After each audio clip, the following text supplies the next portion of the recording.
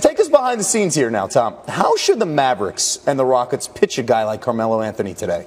You start with talent. You pitch him on talent. If you're going to go in Houston, it's obviously Harden right there with Howard, and you put Carmelo in the middle. You need a formidable big three these days. They can talk about that. They'll talk about Kevin McHale as a coach he likes, and they're going to say they can move the contracts to create the money. For Dallas, similar situation. The money will be there if Dirk gives back the way Tim Duncan has given back and takes a lot less.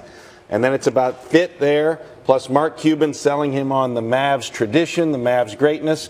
And in both places, Tim, you'll appreciate this, no state income tax in Texas. And I'm going to give you the chance here now. You can be Carmelo Anthony. You can be wooed now by teams. What do you want to hear today from the Rockets or the Mavericks? Well, from Houston, I'm going to hear, you're going to pair me with James Harden, with Dwight Howard. We're keeping Chandler Parsons. And now you look at the makeup of that team. Hey, what does that sound a little bit like? Maybe Parsons now becomes your Manu Ginobili of the Houston Rockets. You've got a big in Dwight Howard. You've got two-star perimeter players. Doesn't that sound a lot like the San Antonio Spurs? We won 54 games last year. You're exactly the type of piece that we need to get over the top and win a championship. And the scoring support you get out of James Harden, I think, is a big pitch to a guy like Carmelo, who doesn't have to carry the load every single night, or you can't win games. For Dallas, you've got this incredible owner that's going to do anything for his players. Every guy in the league wants to play for. You get an opportunity to play with a big like Dirk Nowitzki that's got a perfect skill set to complement you because he can play out on the perimeter and play out of double teams. All makes sense. And then the final pitch, both teams.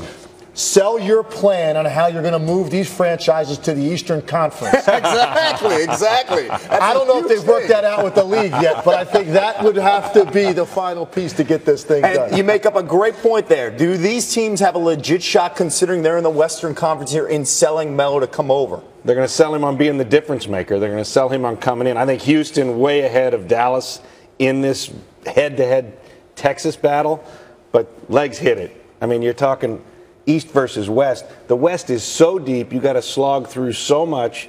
And if Melo shifts to Chicago in the East, they're boom right there at the top. I'm looking at every one of these scenarios. You're not going to convince me that there's any better place for Carmelo Anthony to be relevant in terms of a deep postseason run, maybe get to a final, maybe win a championship, than going to Chicago. I think that's the perfect situation in terms of what is around him there, the coaching, the way that team fights. Carmelo Anthony needs to be in that group, and then he's the scoring guy to finish games for them. I think that's the best situation, and you're in the East. That's a big and. You're in the East.